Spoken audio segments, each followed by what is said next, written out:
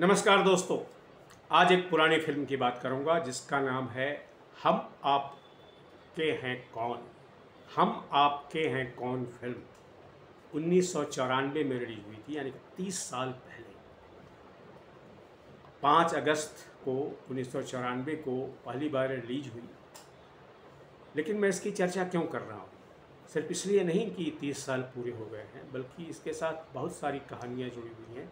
कुछ कहानियाँ आप वेब पोर्टल पर पढ़ रहे होंगे या अखबारों में पढ़ रहे होंगे। बहुत चर्चा है इसकी कि कैसे जो सलमान खान इसमें लीड रोल में थे, उनको पहली बार नहीं, ये फिल्म पहली बार ऑफ़र नहीं हुई थी, बल्कि आमिर खान को ऑफ़र हुई थी। लेकिन आमिर खान ने करने से इनकार कर दिया क्योंकि ये फिल्म उनको इंटरेस्टिंग नहीं लगी थी।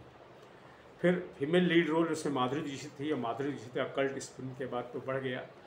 पर शुरू में वो फिल्म ऑफ़र हुई थी श्रीदेवी को, और श्रीदेवी कहीं बिजी थी एक और फिल्म की शूटिंग में, इसलिए उन्होंने अस्वीकार कर दिया। फिर इसके बाद माधुरी दीक्षित को मिली। और अनुपम खेर को लेकर भी कई कहानियाँ चल रही हैं कि कैसे वो पैराडाइसिस का अटैक हुआ था उनके ऊपर, उसके बावजूद इन्होंने इस फिल्म में शूटिंग की थी।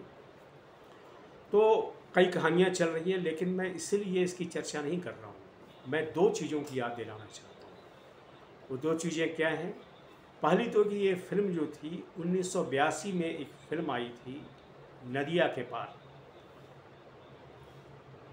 नदिया के पार फिल्म भी जो थी वो राजश्री प्रोडक्शन की ही फिल्म थी, और हम आपके हैं कौन फिल्म भी राजश्री प्रोडक्शन की ही फिल्म थी। लेकिन नदिया के पार जो फिल्म थी वो भी एक फिल्मी कहानी नहीं थी। इसके निर्देशक को तो आज लोग भूल चुके हैं, गोविंद मुनीस नाम था उनका, जो भोजपुरी अवधी फिल्में बनाते रहते हैं। लेकिन ये उनकी बहुत सफल फिल्म थी। लेकिन ये फिल्म भी, यानी कि नदिया के पार फिल्म भी, उसकी जो कहानी थी एक उपन्यास से ली गई थी। और उपन्यास किसने लिखा था? वो उपन्यास लिखा था केशव प्रसाद मिश्र नाम के एक उपन्यासकार ने, जिनको आज बहुत कम लोग जानते हैं। पर केशव प्रसाद मिश्र का उपन्यास था कोहबर की शर्त। जी हाँ, कोहबर की शर्त उस उपन्यास का नाम था। और उसी के आधार पर नदिया के पार फिल्म बनी। फिर उसी के आधार पर स्टोरी लाइन पर हम आपके हैं कौन फिल्म थी।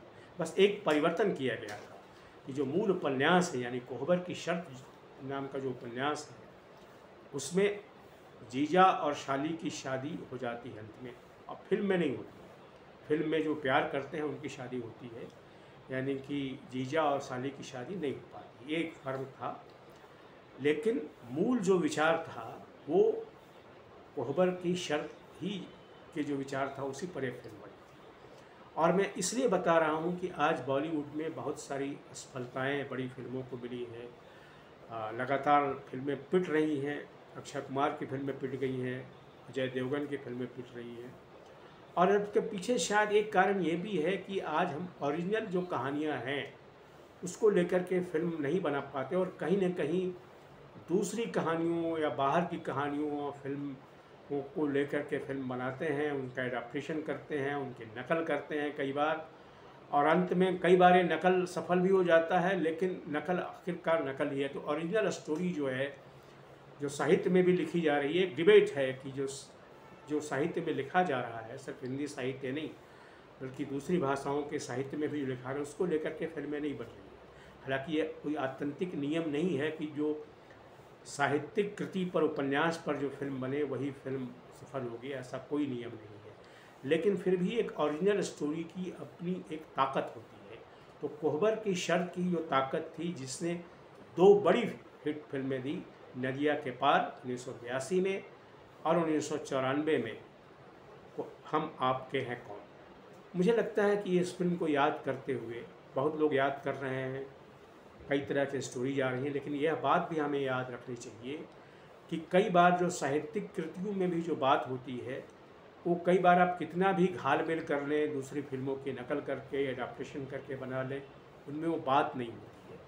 हालांकि मैं फिर से कह दूं कि ये कोई नियम नहीं है, लेकिन यह तो होता है कि ओरिजिनल कहानी की अपनी एक ताकत होती है। और ये दुनिया में कई जगह आया है। कई कई फिल्मों में, कई बड़ी फिल्मों के आ रहे हैं कि जहाँ कई वेब सीरीज ऐसे आ रहे हैं जो ओरिजिनल उपन्यास पर लिखे जाते हैं, के आधार पर बनते हैं। और फिर ये नेटफ्लिक्स पर आप देख रहे होंगे कई प्राइम वीडियो पर भी ऐसे कई वेब सीरीज आते हैं।